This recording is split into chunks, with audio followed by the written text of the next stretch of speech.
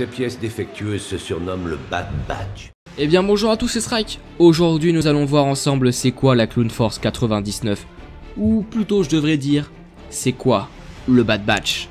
Avant toute chose, je tiens à signaler que cette vidéo contiendra des éléments pouvant vous spoiler la saison 3, 6 et bien évidemment 7 de Star Wars, The Clone Wars. Vous êtes désormais prévenus, nous pouvons commencer. La Clone Force 99 est une unité d'élite de clones créés comme leurs confrères sur la planète Kamino, à l'exception qu'ils ont subi des mutations génétiques.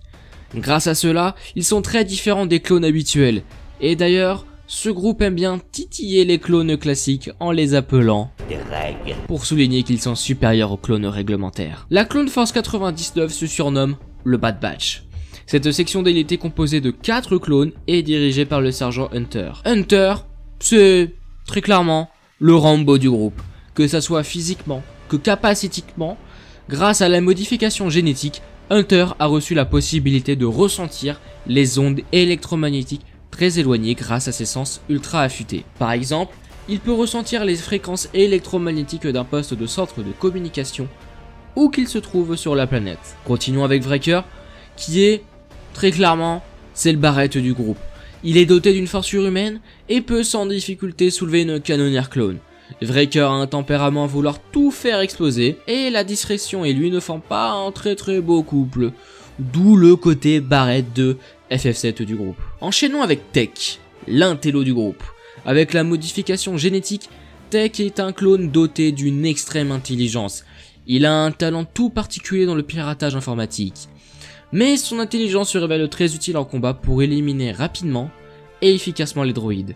Il peut par exemple calculer la trajectoire d'un lancer de grenade pour que cette dernière fasse le plus de dégâts possible. Finissons avec Crosshair, le sniper du groupe. Il est une personne très réservée et qui n'inspire pas vraiment confiance. Mais il est très efficace pour toucher une cible à n'importe quelle distance grâce à son gène modifié. Le Bad Batch a su montrer ses preuves et a participé à plusieurs missions importantes pour le compte de la République lors de la guerre des clones. Vers la fin de la guerre, ils ont été appelés par le commandant Cody pour participer à une mission très mystérieuse. En effet, la République enchaîne défaite sur défaite lors de la bataille d'Anax. Le capitaine Rex a le sentiment que son vieil ami Echo est toujours en vie et pense que c'est lui qui donne d'une quelconque manière de l'aide aux séparatistes. Ce sentiment se renforce lorsqu'il entend un message codé où le matricule de son vieil ami Echo est dit à maintes reprises. La majorité de l'escouade pense que ce n'est juste qu'un vulgaire algorithme utilisé par les séparatistes pour tendre un piège à Rex.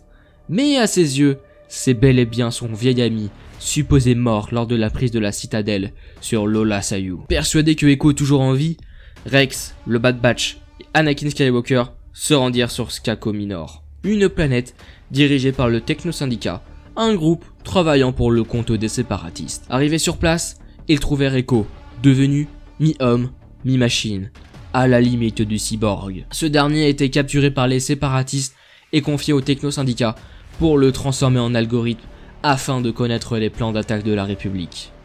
Echo revient à la raison lorsqu'il entend la voix de son capitaine et ami, Rex. De retour sur Anax, la République allait peut-être enfin gagner grâce à l'aide de Echo. De ce fait, le Bad Batch, Rex, Anakin et Echo partirent en mission d'infiltration pour prendre l'avantage sur l'amiral Trench. Grâce à ses nouvelles fonctions de cyborg, Echo commence à désactiver les droïdes. Mais l'amiral Trench se rend vite compte de sa présence et actionne une bombe dans le complexe d'assemblage naval où se trouvent Mace Windu et Obi-Wan Kenobi. Echo n'a pas eu le temps de donner le dernier numéro à Mace Windu pour désactiver la bombe. Heureusement, Anakin trouva l'amiral Trench, l'obligea à lui donner le dernier numéro et le tua.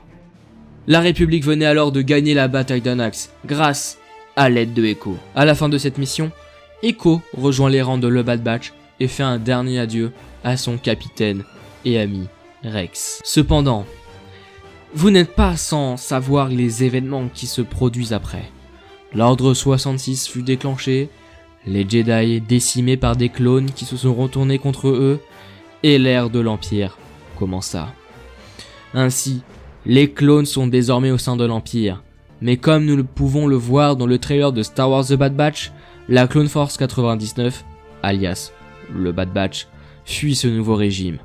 La question se pose, que va-t-il se passer pour cette escouade d'élite?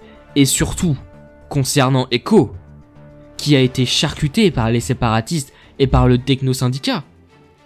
Est-ce qu'il restera fidèle à ses nouveaux amis ou restera fidèle à l'Empire comme tous les clones, comme tous les Reg? En tout cas, nous saurons tout ça à partir du 4 mai prochain. Sur ce, je vous souhaite d'avance un bon May the Force be with you. Et personnellement, je vous retrouve pour de nouvelles vidéos sur Star Wars dans le cadre de ce nouveau format, car j'ai plein d'idées de vidéos à faire, notamment une ou deux vidéos sur le fameux Ordre 66 et la puce inhibitrice implémentée dans les clones. Voyageur, je te souhaite un bon voyage.